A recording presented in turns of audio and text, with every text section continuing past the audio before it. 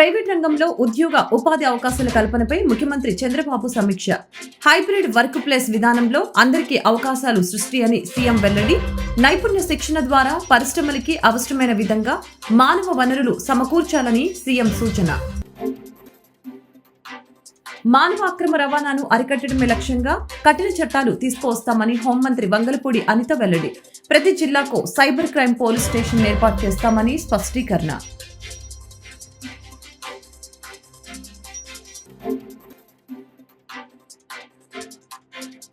కేంద్ర ప్రయోజిత పథకాల అమలుపై సీఎస్ నీరబ్ కుమార్ ప్రసాద్ సమీక్ష. PR&RD శాఖలో మొత్తం 22 కేంద్ర ప్రయోజిత పథకాలని అమలు చేయడం జరుగుతుందని వివరణ. రాష్ట్రంలో వివిధ రంగాల్లో ఉద్యోగ ఉపాధి అవకాశాలు కల్పించే అంశంపై ముఖ్యమంత్రి చంద్రబాబు నాయుడు సమీక్ష చేపట్టారు. 5 ఏళ్లలో 20 లక్షల ఉద్యోగ ఉపాధి అవకాశాలు కల్పిస్తామన్న ఎన్నికల హామీని నెరవేర్చే విధంగా ప్రణాళికతో పనిచేయాలని ఆయన సూచించారు. మానవ అక్రమ రవాణాను అరికట్టడమే లక్ష్యంగా కఠిన చర్యలు తీసుకొస్తామని హోంమంత్రి వంగలపూడి అనిత తెలిపారు. ప్రతి జిల్లాకు సైబర్ క్రైమ్ పోలీస్ స్టేషన్ ఏర్పాటు చేశామని అన్నారు. టెక్నాలజీ శిక్షణ కలిగిన వారిని నియమించి హ్యూమన్ ట్రాపరింగ్ పై ఉక్కుపాదం మోపుతామని చెప్పారు. ఆలయంలో సర్వదోష నివారణార్థం రాష్ట్ర ప్రజలు సుఖ సంతోషాలతో ఉండాలన్న సంకల్పంతో రాష్ట్ర ప్రభుత్వం ఆదేశాల మేరకు అన్ని ప్రముఖ దేవాలయాల్లో శాంతి హోమాలు నిర్వహించడంలో భాగంగా గురువారం దేవస్థానంలోని చండీ యాగశాలలో ఆలయ ఈవో కెఎస్ రామారావు సమక్షంలో వేద పండితుల మంత్రోత్సరణ నడుమ ఆలయ స్థానాచార్యులు విష్ణుభట్ల శివప్రసాద శర్మ, వైదిక కమిటీ సభ్యులు, అర్చకులచే శాంతి హోమం శాస్త్రోక్తంగా నిర్వహించారు. కార్యక్రమం అనంతరం ఆలయ ఈవో కెఎస్ రామారావు మాట్లాడారు. ప్రతి సంవత్సరం దేవస్థానంలో శుద్ధి కోసం పలు కార్యక్రమాలు నిర్వహిస్తున్నామని, ఇటీవల దేవస్థానంలో పవిత్రోత్సవాలు నిర్వహించడం జరిగిందని తెలియజేశారు. అలాగే రాష్ట్ర ప్రభుత్వ ఆదేశాల మేరకు సర్వ పదార్థాలు దోషాలన్నీ నివారణ అయ్యి శాంతి పొందుటకు రాష్ట్రం సుభిక్షంగా ఉండాలన్న సత్సంకల్పంతో పవిత్ర ఇంద్రకీలాద్రిపై అమ్మలగన్నమ్మ జగన్మాత సన్నిధిలో శాంతి హోమం నిర్వహించామని తెలిపారు. The government of Andhra Pradesh under the leadership of Honorable Chief Minister Nara Chandrababu Naidu Garu has taken various initiatives to combat women trafficking, including specialized public units, rescue operations, rehabilitation services, and awareness programs. As part of capacity building of strengthening of AP Police, Honorable CM of AP has proposed the establishment of cyber crime stations in every district headquarters to contain the combat cyber crime in all forms. The Andhra Pradesh Police has undergone significant transformations under the current government. Contrasting with previous government, we are focusing on key initiatives and changes aimed at enhancing the effectiveness, efficiency, and community trust in the police force, like increased funding and resources, recruitment and training, community policing programs, technology integration, focus on women's safety, and improvised public feedback mechanisms. On behalf of Government of AP, we look forward to hearing your deliberations and the recommendations you will give to evolve a blueprint for this great nation to fight together cyber-enabled human trafficking. రాష్ట్రంలో అమలు జరుగుతున్న వివిధ కేంద్ర ప్రయోజిత పథకాలపై రాష్ట్ర సచివాలయంలో ప్రభుత్వ ప్రధాన కార్యదర్శి నీరబ్ కుమార్ ప్రసాద్ సంబంధిత శాఖల అధికారులతో సమీక్షించారు. రాష్ట్రంలోని అన్ని సీసీ కెమెరాలను రాష్ట్ర సచివాలయంలోని రియల్ టైం గవర్నెన్స్ వ్యవస్థతో అనుసంధానించాలని సీఎస్ చెప్పారు. సేవాభావంతో వరద బాధితుల్ని ఆదుకోవాలని అమరావతి బహుజన ఐకాస అధ్యక్షులు పోతుల బాలకోటే పిలుపునిచ్చారు. విజయవాడ నగరాన్ని బుడమేరు ముంపుకి గురైనప్పుడు 75 ఏళ్ల వయసులో చంద్రబాబు పడిన శ్రమను ఆయన ఎంతగానో కీర్తించారు. ప్రకృతి పరంగా కానీ ఏమన్నా విపత్తులు వచ్చినప్పుడు మాత్రమే స్పందించడం అనేది చాలా మందికి అలవాటైపోయింది. అయితే ఈ సందర్భంగా ప్రతి ఒక్కళ్ళు కూడా మేము ఆదుకుంటామని చెప్పి రావటం జరుగుతూ ఉన్నదంటే దేశ విదేశాల నుంచి రామనాథం గారి నేతృత్వంలో కానీ, బాలకోటయ్య గారి నేతృత్వంలో కానీ, విదేశాల నుంచి శ్రీకాంత్ గారు కానీ, హరిబాబు గారు కానీ, ఇక్కడే ఉంటున్న రామకృష్ణ గారు కానీ, వీళ్ళందరూ కూడా ఏదైనా ఒక ఆపద జరిగినప్పుడు ఆపదకి మేము ఉన్నాము అని చెప్పి చెప్తున్నారంటే అది వాళ్ళ వ్యక్తిత్వంలో ఉన్న మంచితనంగా నేను భావిస్తున్నాను. ఇంతకు ముందు ఎప్పుడూ కూడా ఇటువంటి విపత్తులు జరిగినప్పుడు ఇన్ని వందల కోట్ల రూపాయలు ప్రజల దగ్గర నుంచి రావటం అనేది జరగల. ఆపద ఒక రికార్డు, ఈ ఆపన్నులకి సంపన్నులు వాళ్ళు ఇచ్చిన వితరణ కూడా ఒక రికార్డు. ఇదంతా కూడా ఎందుకు సాధ్యపడుతుందంటే మనిషిలో ఇటువంటి సమయాల్లోనే మానవత్వం అనేది బయటకు వస్తూ ఉంటుంది. మానవత్వం అనేది బయటికి వచ్చి అది ప్రతిఫలించడానికి ఇటువంటి సందర్భాలు ఉన్నప్పుడు మనందరికీ ధైర్యం ఉంటుంది. అమ్మాయ మానవత్వం ఇంకా బతికుంది ఈ సొసైటీలో. అటువంటి ధైర్యాన్ని ఈ రోజున ఈ వితరణ రూపంలో ప్రకటిస్తున్న వేదిక మీద ఉన్న పెద్దలందరికీ కూడా హృదయపూర్వకమైన ధన్యవాదాలు తెలియజేస్తూ, ఇటువంటి ఆపద రాకూడదు. ఆపదలో ఆదుకునే వాళ్ళు ఉండటం అదృష్టం, ఆపదలే లేకపోవటం మహా అదృష్టం. మన తెలుగు జాతికి అటువంటి మహాదృష్టం పట్టాలని కోరుకునే వాళ్ళు నేను కూడా ఒకడిని. శుభాకాంక్షలు. ఈ రోజున నా మిత్రులు రామకృష్ణ గారి ఆధ్వర్యంలో ఈ వితరణ కార్యక్రమం చేపట్టాము. భవిష్యత్తులో కూడా అమెరికా, జర్మనీ, లండన్ నుంచి కూడా మాట్లాడుతున్నాం. ఈ సహాయ కార్యక్రమాలు డైరెక్ట్ గా బాధితులకు అందాలని. జగన్మోహన్ రెడ్డి గారు నాకు తెలిసి ఇప్పటికైతే ₹1 ఇవ్వలేదు. ఇస్తాననేది చెప్పాడు ఆయన, ఆ రూపాయి ఎక్కడుందో తెలియలేదు. కాబట్టి రాజకీయాలకు అత్యంతంగా ముంపును ఆలోచించాలని చెప్పని ఈ కార్యక్రమం చేపట్టాం. ముఖ్యంగా ఈ రాష్ట్ర ముఖ్యమంత్రి 10 రోజుల పాటు మోకాళ్ళ లోతు నేలల్లో 73 ఏళ్ల పెద్ద ఆయన చేస్తున్న శ్రమకి అండగా ఉండటానికి, మన ప్రాంతానికి అండగా ఉండటానికి ఈ కార్యక్రమం చేపట్టాం. ఈ సందర్భంగా వచ్చిన పెద్దలందరికీ ధన్యవాదాలు తెలియజేస్తున్నాను. మన గోళ్ళ నారాయణరావు గారు పారిశ్రామికవేత్త, సంఘ సంస్కర్త. ఈ సందర్భంగా 2 మాటలు మీడియా వాళ్ళతో మాట్లాడుతుందో కోరుతున్నాను.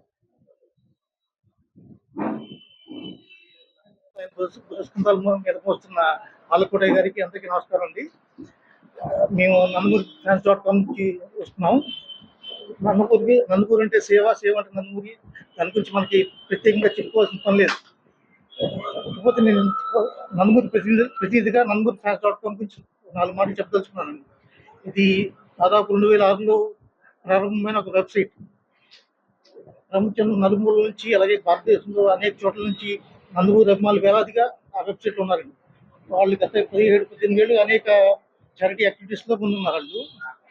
అట్లాగే ఈ కార్యక్రమానికి ముఖ్యంగా 2 థ్యాంక్స్ చెప్పుకోవాలంటే NFDP తరఫు నుంచి. అందులో ముఖ్యంగా మన బాలకోటయ్య గారికి సుపరిచితుడు, మా ప్రియమిత్రుడు శ్రీకాంత్. ఆయన జర్మనీలో సైంటిస్ట్గా వర్క్ చేస్తా, అట్లాగే ఇండియాలో కూడా వాళ్ళ వ్యాపారాల్లో చురుకుగా ఉండే మనిషి. ఆయనకి థ్యాంక్స్ చెప్పుకోవాలి. అట్లానే కేపీ చౌదరి ఇచ్చిన హామీలను ఖచ్చితంగా అమలు చేసి రాష్ట్ర ప్రజల అభిమానాన్ని సీఎం చంద్రబాబు నాయుడు చూరగొంటున్నారని టీడీపీ స్టేట్ మైనార్టీ సెల్ ప్రధాన కార్యదర్శి మహమ్మద్ ఫతవుల్లా స్పష్టం చేశారు. రాష్ట్రంలోని ముస్లిం మైనార్టీల కోసం, వారి అభివృద్ధి కోసం శ్రమిస్తున్నారని అన్నారు.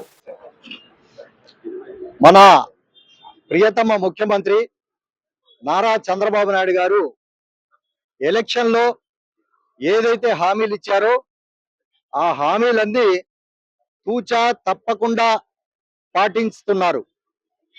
ఇచ్చిన హామీల్ని తూచా తప్పకుండా పాటించే నాయకుడు, ముఖ్యమంత్రి భారతదేశంలోనే ఎవరైనా ఉన్నారంటే అది కేవలం నారా చంద్రబాబు నాయుడు గారు. 100 రోజుల్లో ఆయన పాలన మనం చూస్తే ఇంటింటికి మనం మన ఎంపీ కేసినేని శివనాథ్ చిన్ని గారితో తిరిగినప్పుడు ఇది మంచి ప్రభుత్వం అనే స్టిక్కర్లు మా దగ్గర నుంచి తీసుకొని ఇంటి ఏదైతే డోర్కి వెళ్తామో ఆ ఇల్లు వాళ్ళే ఆ డోర్కి అతికించుకుంటున్నారు. మమ్మల్ని స్వాగతిస్తున్నారు, చాలా బాగా మంచి పాలన చేస్తున్నారని. అలాగే ఈరోజు ఇక్కడ మన విజయవాడ పార్లమెంట్ మైనార్టీ సెల్ ఉపాధ్యక్షుడు సమీం అన్సర్ గారి నాయకత్వంలో ఇక్కడ ఖిద్మత్ ఘర్ దగ్గర నారా చంద్రబాబు నాయుడు గారికి, అలాగే minority welfare and law minister NMD Farooq గారికి పాలాభిషేకం చేయటం జరిగింది. ఎందుకంటే ముస్లింలు ఏదైతే కోరుకుంటున్నారో, ముస్లిం సమాజం ఏదైతే అడుగుతుందో అవన్నీ చేస్తుంది ఈ ప్రభుత్వం. మొన్న సమీక్ష సమావేశంలో ఎన్ఎండి ఫారూక్ గారితో సమీక్ష సమావేశంలో కూర్చున్నప్పుడు మన ప్రియతమ నేత ముఖ్యమంత్రి నారా చంద్రబాబు నాయుడు గారు ప్రతి మస్జిద్ ఇమాంకు 10,000 రూపాయలు, అలాగే మస్జిద్ మౌజన్ అంటే మస్జిద్ మెయింటెనెన్స్ చూసి ఆయనకు 5,000 రూపాయలు ఆయన ప్రకటించడం జరిగింది. ఈ పథకం కూడా భారతదేశంలోనే ప్రవేశపెట్టిన మొట్టమొదటి నాయకుడు నారా చంద్రబాబు నాయుడు గారు. ఇంతకు ముందు 2014లో మన ప్రభుత్వం ఉన్నప్పుడు చంద్రబాబు నాయుడు గారు ప్రవేశపెట్టిన పథకం ఇమాంకు 5,000, మౌజన్కు 3,000. ఈ రోజు మళ్ళీ అదే ఇమాంకు 10,000, మౌజన్కు 5,000 ప్రకటించడం జరిగింది. అలాగే హజ్ యాత్రికులు ఎవరైతే హజ్కి వెళ్తున్నారో వాళ్ళకి రాష్ట్ర ప్రభుత్వం తరపున ₹1,00,000 సబ్సిడీ ఇవ్వడం జరుగుతుంది. అలాగే మస్జిద్లకి ఏదైతే మస్జిద్ కు ఇన్కమ్ తక్కువ ఉంటుందో, చిన్న చిన్న మస్జిద్లు ఉంటాయో విలేజెస్ కానివ్వండి, సిటీలో కానివ్వండి, ఆ మస్జిద్ యొక్క మెయింటెనెన్స్ కి కూడా నెలకు ₹5,000 ప్రకటించడం జరిగింది. అలాగే మస్జిద్ మరమ్మతులకు కూడా డబ్బులు ప్రకటించడం జరిగింది. ఇలాగా హజ్ హౌస్ కూడా కడపలో ఉన్న హజ్ హౌస్ ను ముందు ఉపయోగంలోకి తెస్తామని చంద్రబాబు నాయుడు గారు ప్రకటించారు. అలాగే విజయవాడ దగ్గరలో కూడా అమరావతి గాని, విజయవాడ సిటీలో గాని ఒక మంచి హజ్ హౌస్ కడతామని ప్రకటించడం జరిగింది. ఇటువంటి మంచి కార్యక్రమాలు చేస్తున్న ముఖ్యమంత్రికి, మంత్రులకు, ఎమ్మెల్యేలకు, ఎంపీకు మనం గౌరవించుకోవాల్సిన అవసరం ఉంది. మన తరపున ధన్యవాదాలు తెలుపుకోవాల్సిన అవసరం ఉందని ఈ రోజు ఈ కార్యక్రమం పెట్టి మనం పాలాభిషేకం చేయడం జరిగింది. ఇంకొక మాట చెప్తున్నాము, వక్ఫ్ బోర్డ్ అమెండ్మెంట్ బిల్ ఏదైతే ఉందో దానికి చంద్రబాబు నాయుడు గారు పార్లమెంట్ లో సబ్ కమిటీకి పంపించడం జరిగింది మన ఎంపీల ద్వారా. మరి 2 రోజుల క్రితం నారా చంద్రబాబు నాయుడు గారు ఒక ప్రకటన ఇచ్చారు. ఏ మతం అయితే, ఏ మతానికి సంబంధించిన మస్జిద్లు కానివ్వండి, మందిరాలు కానివ్వండి, చర్చిలు కానివ్వండి, ప్రార్థనాలయాలు ఉన్నాయో ఆ కమిటీల్లో ఆ మతానికి సంబంధించిన వాళ్ళనే వేయాలని నారా చంద్రబాబు నాయుడు గారు, మన ముఖ్యమంత్రి గారు ప్రకటించారు. అంటే వక్ఫ్ బోర్డ్ అమెండ్మెంట్ బిల్ కు కూడా, దానికి కూడా వ్యతిరేకించి, వక్ఫ్ బోర్డ్ అమెండ్మెంట్ బిల్ లో ఏముంది, వక్ఫ్ చట్టంలో వక్ఫ్ ఏదైతే కమిటీలు ఉన్నాయో, సెంట్రల్ కమిటీ కానివ్వండి, స్టేట్ కమిటీ కానివ్వండి, దాంట్లో 2 ముస్లిమేతరులను పెట్టాలని వక్ఫ్ అమెండ్మెంట్ బిల్ లో చెప్పడం జరిగింది. దాన్ని కూడా బాహాటంగా వ్యతిరేకించిన నాయకుడు భారతదేశంలో ముఖ్యమంత్రి ఎన్డీఏ ప్రభుత్వంలో ఉన్న తర్వాత కూడా వ్యతిరేకించారంటే మేము నారా చంద్రబాబు నాయుడు గారికి ఆంధ్ర రాష్ట్ర ముస్లింల తరపున మేము సలాములు అర్పిస్తున్నాం, ధన్యవాదాలు ప్రకటిస్తున్నాం. చంద్రబాబు నాయుడు నివాసంపై దాడి కేసులో జోగి రమేష్ ముఖ్య అనుచరులు 11 మందిని విచారిస్తున్న Mangalagiri north sub division police అధికారి. వారిలో జోగి రమేష్ తమ్ముడు జోగి రాము ఒక నిందితుడు. విచారణకు హాజరైన జోగి రమేష్ తమ్ముడు మరియు ముఖ్య అనుచరులు.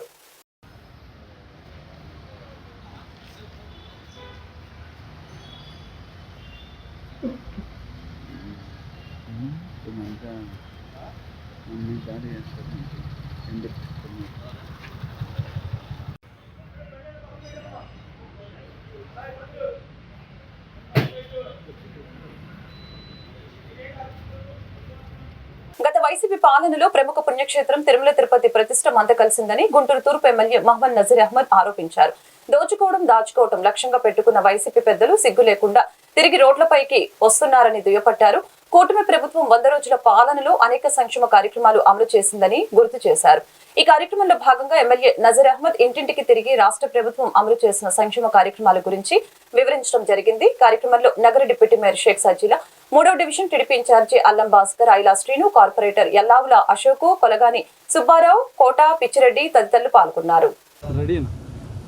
ఇది మంచి ప్రభుత్వం పేరుతో రాష్ట్రంలో అధికారంలోకి వచ్చినటువంటి కూటమి ప్రభుత్వం ఈ కార్యక్రమాన్ని తీసుకోవడం జరిగింది. ముఖ్యంగా 100 రోజుల పరిపాలనలో రాష్ట్రంలో ప్రజలందరికీ ఇచ్చినటువంటి ఆ రోజు వాగ్దానాలను బట్టి 100 రోజుల ప్రభుత్వం అనేక కార్యక్రమాలకు శ్రీకారం చుట్టినటువంటి పరిస్థితులు. గతంలో పేదలకు అన్నం కోసం పెట్టినటువంటి అన్నా క్యాంటీన్ తీసేసినటువంటి పరిస్థితులు ఈరోజు తిరిగి 15 రూపాయలకే 3 పూట్ల భోజనం పెట్టేటువంటి అన్నా క్యాంటీన్లు ప్రారంభించడంతో పాటు సామాజిక పెన్షన్లు ప్రతి ఒక్కరికి కూడా, అర్హులైనటువంటి ప్రతి ఒక్కరికి కూడా ఇచ్చేటువంటి కార్యక్రమాన్ని తీసుకొని దాదాపు రాష్ట్ర వ్యాప్తంగా 65 లక్షల మందికి, గుంటూరు నగరంలో ముఖ్యంగా గతంలో 8 కోట్లు ఇచ్చేటువంటి పెన్షన్లు ఈరోజు 11 కోట్లకు పెంచి ప్రతి ఒక్కరు కూడా అందించేటువంటి కార్యక్రమాన్ని ఈ సందర్భంగా తీసుకోవడం జరుగుతూ ఉంది. ముఖ్యంగా వికలాంగులు ఎవరైతే 3,000 తీసుకునే వాళ్ళు ఈరోజు వాళ్ళకి ఇంకొకరి సహాయం అవసరమని భావిస్తూ 6,000 కూడా వాళ్ళకి ఇచ్చేటువంటి కార్యక్రమం ఈరోజు ఈ ప్రభుత్వం చేస్తూ ఉంది. ఉద్యోగాలు లేక పిల్లలు ఇబ్బందులు పడుతున్నటువంటి వాళ్ళందరికీ కూడా 16,500 మందికి డిఎస్సి నియామకాలు చేసేటువంటి కార్యక్రమంతో పాటు ముఖ్యంగా రాష్ట్రంలో ఉన్నటువంటి ప్రజల ఆస్తులను కాపాడేటువంటి చట్టాన్ని, ల్యాండ్ టైటిలింగ్ యాక్ట్ను రద్దు చేయడం అనే కార్యక్రమం కూడా ఈసారి ఈ ప్రభుత్వం తీసుకోవడం జరిగింది. అంతేకాకుండా పేదలకు అవసరమైనటువంటి విదేశీ విద్య పథకాన్ని కూడా పునరుద్ధరించి దాదాపు రాష్ట్రంలో 600 మందికి విదేశీ విద్య ద్వారా లబ్ధి పొందేటువంటి కార్యక్రమాన్ని, చేనేత వర్గాలకు, కార్మిక వర్గాలకు అందరికీ కూడా ఉపయోగపడేటువంటి కార్యక్రమాల్ని ఈ ప్రభుత్వం చేస్తూ ఉంది. అయితే ప్రతిపక్ష నాయకుడిగా హోదా కోల్పోయినటువంటి పులివెందుల శాసనసభ్యుడు జగన్మోహన్ రెడ్డి గారు తనకొచ్చినటువంటి అవకాశాన్ని పేద ప్రజలకు రాష్ట్ర అభివృద్ధికి తోడ్పడకుండా దాచుకోవడమే పరమావిధిగా పనిచేసి ఎంతో పవిత్రమైనటువంటి తిరుమల దేవస్థాన ప్రతిష్టను దిగజార్చేటువంటి విధంగా ఆయన పరిపాలన కొనసాగింది. ఈరోజు రాష్ట్రంలో ఉన్నటువంటి ప్రతి ఒక్కరు కూడా వెంకటేశ్వర స్వామిని కొలిచేటువంటి ప్రతి ఒక్కరు కూడా ఈరోజు ఆయన్ని దూషిస్తున్నటువంటి పరిస్థితి. అయినా ఇప్పటికైనా చౌకబారు విమర్శలు చేస్తూ ఈరోజు కొత్తగా కార్యక్రమాలు తీసుకొని ప్రజల్లోకి వస్తూ ఉన్నాడు, చీ కొడతా ఉన్నారు. సిగ్గు లేకుండా ఇంకా వైసీపీ నాయకులు ఎందుకు రోడ్ల మీదకి వస్తున్నారో, ప్రజల్ని ఎందుకు మభ్యపెడతా ఉన్నారో ఒకసారి చెప్పాల్సినటువంటి అవసరం ఉంది. ప్రభుత్వంలో భాగంగా ఈరోజు పాత గుంటూరులో పర్యటిస్తూ తూర్పు నియోజకవర్గ శాసనసభ్యులు వీధికి ప్రజల సమస్యలు తెలుసుకుంటూ చంద్రబాబు నాయుడు గారు కూటమి ప్రభుత్వం ఏర్పడిన తర్వాత ఈ రాష్ట్రంలో ఎప్పుడూ లేనటువంటి విధంగా పేదలను ఆదుకునేటువంటి కార్యక్రమాలు చేపట్టడమే కాకుండా చెప్పిన మాట ప్రకారం 7,000 రూపాయల పెన్షన్ని ప్రజలకు అందించడం, ప్రతి నెల 4,000 రూపాయల పెన్షన్ని మరి క్రమం తప్పకుండా అందించడమే కాకుండా ఉద్యోగస్తులకి 1వ తారీఖునే జీతాలు పడే విధంగా కార్యక్రమాన్ని తీసుకోవడం జరిగింది. అంతేకాకుండా మరి మొన్న ఈ వరదల కారణంగా ఏదైతే బాధితులు ఉన్నారో వారికి మరి స్పెషల్ ప్యాకేజీగా నిర్ణయించి ప్రతి ఒక్కరికి అందేలా సహాయ కార్యక్రమాలని చేపట్టడం, మరి ఆ వరద బాధితుల్లో పశువులు కానివ్వండి, మరి మనుషులు కానివ్వండి, చాలా ఇబ్బందులు పడినటువంటి కార్యక్రమం జరగడం జరిగింది. కాబట్టి చంద్రబాబు నాయుడు గారు ప్రతి ఒక్కరిని ఆదుకుంటా మరి ఈ మంచి ప్రభుత్వాన్ని మీరందరూ కూడా ఆశీర్వదించి చంద్రబాబు నాయుడు గారిని ఆశీర్వదిస్తారని కోరుకుంటా ఉన్నాం. విశాఖ ఉక్కు ఆంధ్రుల హక్కు అని విశాఖ ఉక్కు పరిరక్షణ పోరాట వేదిక నినదించింది. అక్టోబర్ 2, 3, 4 తేదీలో వివిధ రూపాల్లో ఆందోళన కార్యక్రమాలు చేపడుతున్నట్లుగా ప్రకటించింది. ఉక్కు పరిశ్రమ ప్రైవేటీకరణ ప్రతిపాదనను ఉపసంహరించుకోవాలని డిమాండ్ చేసింది.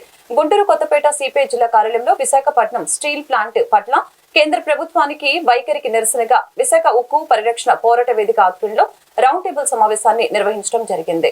ఈ కార్యక్రమంలో విశాఖ ఉక్కు పరిరక్షణ పోరాట వేదిక నేతలు మేడ హనుమంతరావు, దండ లక్ష్మీనారాయణ, కె శ్రీనివాసు, కంచుమాటి అజయ్ కుమార్, పచ్చల శివాజీ, కూరపాటి కోటయ్య, కోటేశ్వరరావు, కొల్ల రాజమోహన్ రావు, వలి తదితరులు పాల్గొన్నారు. ఆంధ్రప్రదేశ్ ప్రజలు 55-60 సంవత్సరాల క్రితం 32 మంది బలిదానంతో ఆ రోజు పెద్ద ఎత్తున కొన్ని నెలల పాటు ఆందోళనలు చేసి, త్యాగాలు చేసి, పోలీసు లాఠీలకు గురై అనేక త్యాగాలు చేసి విశాఖ ఉక్కు ఫ్యాక్టరీని ప్రభుత్వ రంగ సంస్థని సాధించుకోవడం జరిగింది. తమిళనాడు పోవాల్సినటువంటి ఆ విశాఖ ఉక్కు ఫ్యాక్టరీ ఆంధ్రప్రదేశ్ ప్రజలు చేసినటువంటి పోరాటాల ఫలితంగా మన విశాఖకి తీసుకురావడం జరిగింది. ఈరోజు ఇన్ని సంవత్సరాల తర్వాత 4 సంవత్సరాల నుండి కూడా దీన్ని ప్రైవేటీకరణ చేస్తామని చెప్పి కేంద్ర ప్రభుత్వం ప్రకటించింది. దీని ప్రైవేటీకరణ ప్రతిపాదనలను ఉపసంహరించుకోవాలని చెప్పి డిమాండ్ చేస్తూ అక్కడ ఉన్నటువంటి ఉద్యోగస్తులు, ఫ్యాక్టరీలో పనిచేసేటువంటి ఉద్యోగస్తులు, కార్మికులు పెద్ద ఎత్తున 4 సంవత్సరాల నుండి కూడా ఆందోళన చేస్తూ ఉన్నారు. ప్రతిరోజు కొన్ని వందల మంది అక్కడ శిబిరాల్లో కూర్చుంటా ఉన్నారు, దీక్షా శిబిరాలు. రాష్ట్ర వ్యాప్తంగా కూడా విశాఖ ఉక్కు ఫ్యాక్టరీని ప్రైవేటీకరణ చేయడానికి వీల్లేదని రాష్ట్ర వ్యాప్తంగా కూడా పెద్ద ఎత్తున ఆందోళనలు జరిగినాయి. అన్ని రాజకీయ పార్టీలు ఆ ఉద్యమాన్ని సమర్థించినాయి. అధికార పార్టీ, అనధికార పార్టీ, ప్రతిపక్ష పార్టీ, ఇతర పార్టీలు, అన్ని పార్టీలు కూడా విశాఖ ఉక్కు ఫ్యాక్టరీని ప్రైవేటీకరణ చేయడానికి వీల్లేదని జరిగినటువంటి ఉద్యమానికి మద్దతు తెలియజేసింది. కానీ వాస్తవంగా జరుగుతుంది ఏమంటే ఆ ప్రైవేటీకరణ ప్రతిపాదనలు అనేటువంటిది ఉపసంహరించుకోవడం జరగట్లా. పైగా తనకు ఒక మంత్రి వచ్చి, కేంద్ర మంత్రి ఎవరొకరు వచ్చి విశాఖ ఉక్కు ఫ్యాక్టరీని ప్రైవేటీకరణ చేయట్లేదని అంటాడు. సాయంకాలానికి ఒక కేబినెట్ మంత్రి ఢిల్లీలో ప్రకటన చేస్తాడు, విశాఖ ఉక్కు ఫ్యాక్టరీ ప్రైవేటీకరణ జరిగి తీరుతుందని. ఇటువంటి దోబుసలాట ఆంధ్రప్రదేశ్ ప్రజలతో ఆడుకుంటున్నటువంటి నేపథ్యంలో తిరిగి ఉద్యమాన్ని ఉధృతం చేయాలని చెప్పి ఆలోచన చేసి విశాఖ ఉక్కు పరిరక్షణ కమిటీ పేరుతో అక్టోబర్ 2, 3, 4 తేదీలు రాష్ట్ర వ్యాప్తంగా దీక్షా శిబిరాలు నిర్వహించాలని చెప్పి నిర్ణయం చేయడం జరిగింది. 2వ తేదీన కార్మిక సంఘాలు, 3వ తేదీన రైతు సంఘాలు, 4వ తేదీన యువజన విద్యార్థి సంఘాలు రాష్ట్ర వ్యాప్తంగా కూడా ఈ శిబిరాల నిర్వహణలో దీక్షలో కూర్చోబోతాను. రాష్ట్ర వ్యాప్తంగా ప్రజలందరినీ సమీకరించి చైతన్యపరిచి తిరిగి విశాఖ ఉక్కు ఫ్యాక్టరీని ప్రైవేటీకరణ చేయడానికి వీల్లేదనేటువంటి నినాదాన్ని రాష్ట్రం మొత్తం కూడా మార్మోగేట్గా చేయాలనేటువంటి ఉద్దేశంతో ఈ కార్యక్రమానికి పిలుపునివ్వడం జరిగింది. ఇవాళ విశాఖ ఉక్కు ఫ్యాక్టరీని మరి మేము ప్రైవేటీకరణ చేయట్లేదు అని చెప్పి లోకేష్ గారు ప్రకటన చేస్తా ఉన్నారు. ప్రైవేటీకరణ ప్రతిపాదనలు లేవంటున్నారు, ప్రైవేటీకరణ లేదంటున్నారు. కానీ ఇంతకు ముందు కూడా కేంద్ర మంత్రులు చేసినటువంటి ప్రకటనలు ఏమైపోయినాయి? ఈరోజు లోకేష్ గారి ప్రకటన తేడా ఏంటి అనేది మేము ప్రశ్నిస్తాం. కేవలం ప్రకటన చేస్తే చాలదు.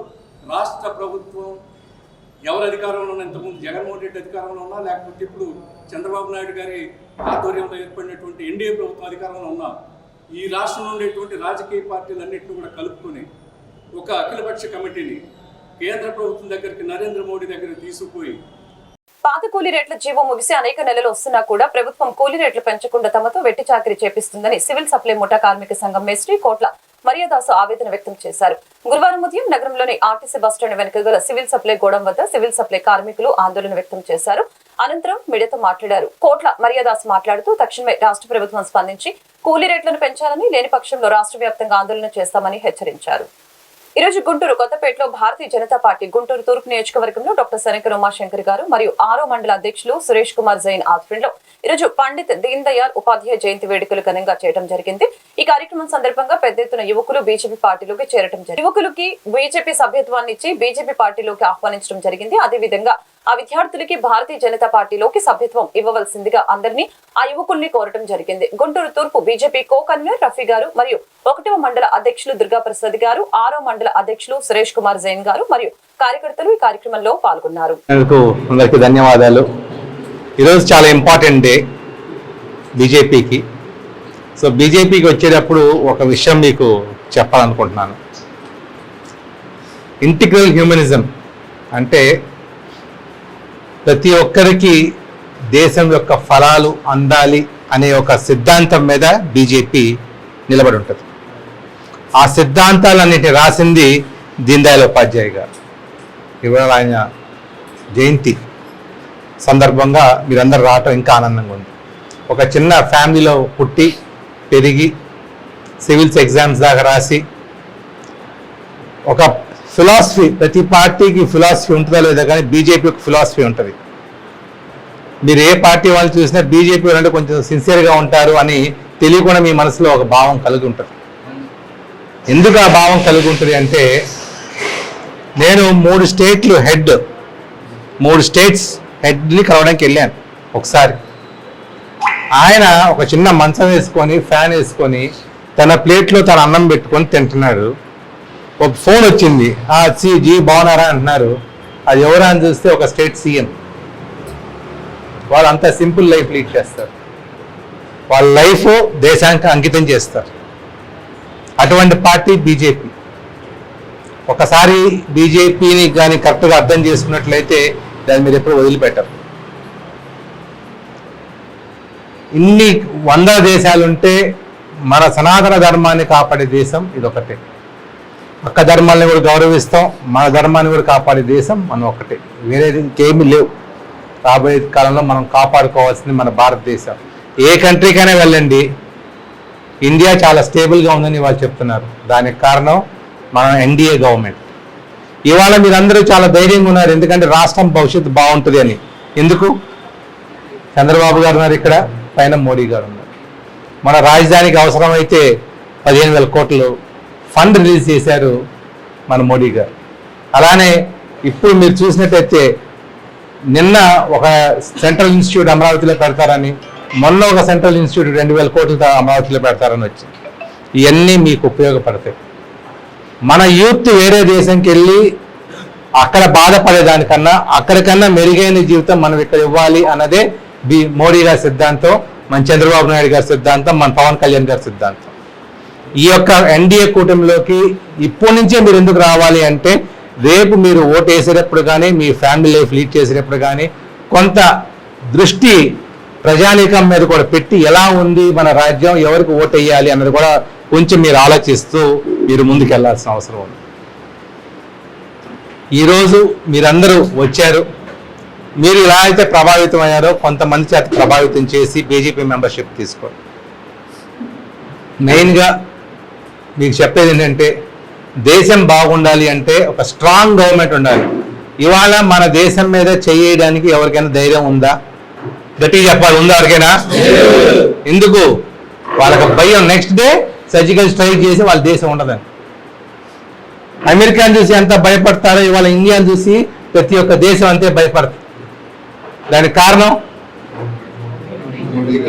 ఎస్, ఆయన తీసుకున్న కఠిన నిర్ణయాలు.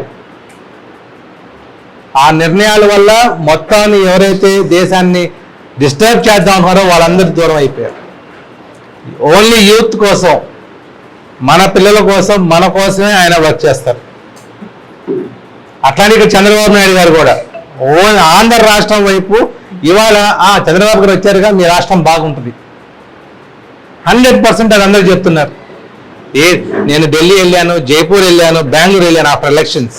అందరూ మీకు సన్ రైజ్ అయింది మీ రాష్ట్రంలో. ఇంతకాలానికి మన దాకా అస్తమించిన సూర్యుడు లాగా ఉండేది, ఇప్పుడు సన్ రైజింగ్ లాగా ఉందన్నారు. మన జరిగిన ఎలక్షన్స్లో కూటమి రావడానికి కారణం అంత మెజారిటీతోటి ప్రజలు కక్షతోటి ఓటేశారు. ఇంకా మేము ఇంక భరించలేము. నెక్స్ట్ మన ఫ్లడ్స్ వచ్చినాయి. ఆ ఫ్లడ్స్లో కూడా మీరు చూసినట్టయితే the way people government react అవుతుంది చాలా బాగుంది. అండ్ సెంట్రల్ గవర్నమెంట్ కూడా ఫండ్స్ ఇస్తుంది. దీనికి మనం చేయాల్సిందల్లా ఏంటంటే మనం ఎట్లయితే వాళ్ళని అడుగుతున్నామో ఫండ్స్ కానీ మీకు యూత్కి ఏం కావాలో అడుగుతున్నామో వాళ్ళకి మేము ఉన్నామని ఒక భరోసా మనం కూడా ఇవ్వాలి కదా, చిన్న భరోసా. దేశానికి బీజేపీ, మీ అందరికీ నేను ఖచ్చితంగా ఇక్కడ ఉండి భరోసా ఇస్తాను. అట్లా మీరు వార్త ముగించే ముందు ముఖ్యాంశాలు మరొకసారి. ప్రైవేట్ రంగంలో ఉద్యోగ ఉపాధి అవకాశాల కల్పనపై ముఖ్యమంత్రి చంద్రబాబు సమీక్ష. హైబ్రిడ్ వర్క్ ప్లేస్ విధానంలో అందరికీ అవకాశాలు సృష్టి అని సీఎం వెల్లడి. నైపుణ్య శిక్షణ ద్వారా పరిశ్రమలకి అవసరమైన విధంగా మానవ వనరులు సమకూర్చాలని సీఎం సూచన. మానవ అక్రమ రవాణాను అరికట్టడమే లక్ష్యంగా కఠిన చట్టాలు తీసుకువస్తామని హోంమంత్రి వంగలపూడి అనిత వెల్లడి. ప్రతి జిల్లాకు సైబర్ క్రైమ్ పోలీస్ స్టేషన్ ఏర్పాటు చేస్తామని స్పష్టీకరణ.